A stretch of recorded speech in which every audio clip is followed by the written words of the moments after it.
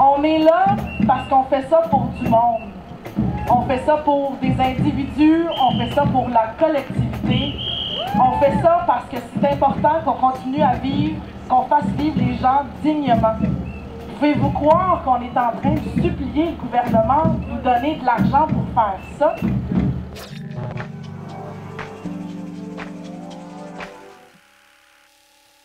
On est le 28 septembre 2022. On est tous réunis ici pour la campagne Engagez-vous pour le filet social. On est à 4 jours des élections du nouveau gouvernement provincial.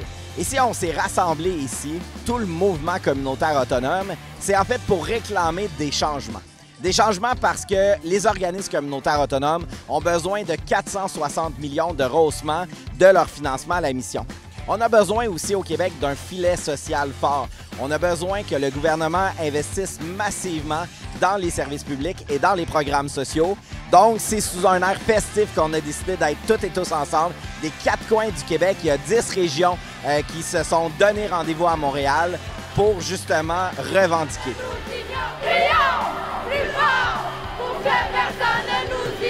Dans le fond, les services communautaires sont des services qui sont donnés à des populations qui n'ont pas d'autres ressources que nous. On ne donne pas des services qui sont ajoutés aux services publics, c'est complémentaire, donc on est essentiel en soi. C'est pourquoi c'est super important de financer et de reconnaître l'importance des organismes communautaires. À qui la rue? À nous la rue! À qui la rue? À nous la rue! Nous, on a besoin, les jeunes, de plus de financement pour nous sortir de la rue. On a besoin d'argent dans le communautaire.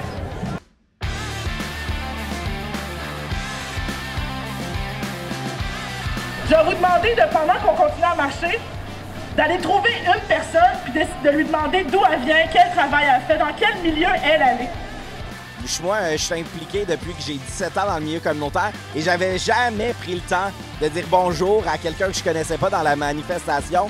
Bien, ça m'a permis d'aller vers l'autre. Et c'est ça le mouvement communautaire autonome. Pour moi, c'est le moment marquant que j'ai vécu aujourd'hui. Il y a peut-être question aussi, il est peut-être temps de réhabiliter justement une vision du communautaire. On est tous des citoyens à part entière. Ça, c'est un message qu'on livre constamment à nos membres et aux personnes qu'on dessert.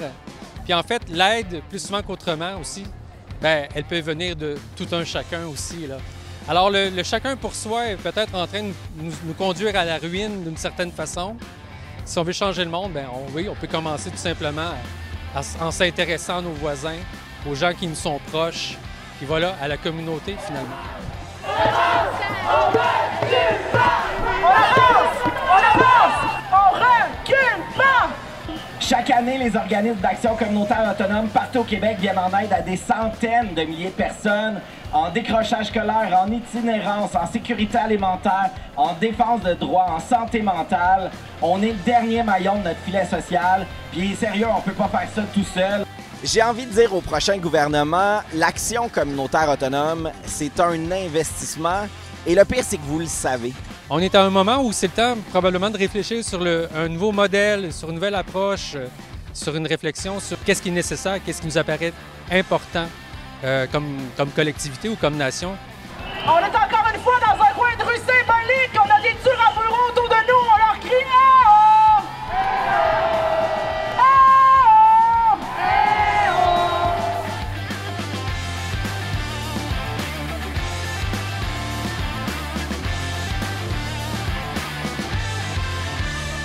Il y a la crise climatique aussi, qui a déjà commencé à avoir des effets sur une panoplie de droits humains, puis qui va continuer à en avoir de plus en plus. C'est les élections lundi et c'est le moment de faire savoir aux politiciens et politiciennes qu'il faut réinvestir dans le communautaire. C'était extraordinaire, c'était très bien. On était énormément de gens. On a mentionné 2000 personnes qui étaient présentes. Heureusement, tous les gens qui travaillent au communautaire aujourd'hui se sont réunis, se sont mobilisés pour pouvoir mentionner les difficultés financières, pouvoir mentionner les injustices. Et puis j'espère qu'aujourd'hui, ça va avoir changé les choses. On a essayé de livrer, je crois, en étant présent, un visage, une réalité, mais surtout une proposition à tous les politiciens qui sont devant nous. Sérieux, après toutes ces années de lutte, il est temps qu'on mette fin à ce sous-financement-là et qu'on donne les moyens aux communautés de partout au Québec de répondre à leur réalité. Vraiment, c'est juste une question de choix. On réalise à quel point on est un grand mouvement Donc ça a été vraiment trippant de danser ensemble, de se dire, ben, on a travaillé fort dans la pandémie dans les 2 dernières années, mais on est encore là. Notre cœur y bat justement pour l'Action communautaire autonome. Puis là, je vous lance une petite invitation. J'aimerais ça qu'on le sente tout ensemble, le cœur communautaire. Fait que sur votre poitrine, je vous invite à le faire battre comme moi, avec tout le monde. Puis les percussions vont être là pour nous accompagner.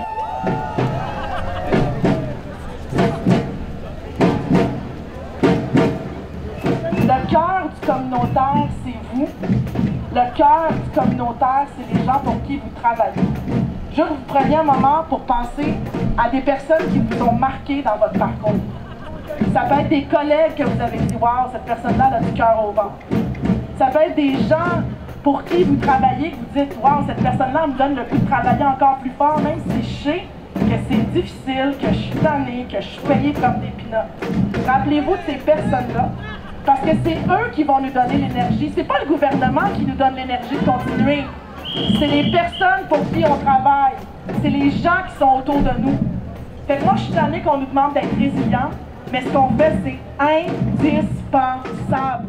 On est tous des travailleuses et travailleurs de cœur. Puis ce qu'on revendique, dans le fond, c'est de prendre soin du monde. Donc moi, je vous invite à la maison, si vous voyez une manifestation, encore plus celle du mouvement communautaire autonome, du mouvement étudiant, des syndicats, d'aller rencontrer ces personnes-là pour savoir pourquoi ils sont dans la rue. Gênez-vous pas.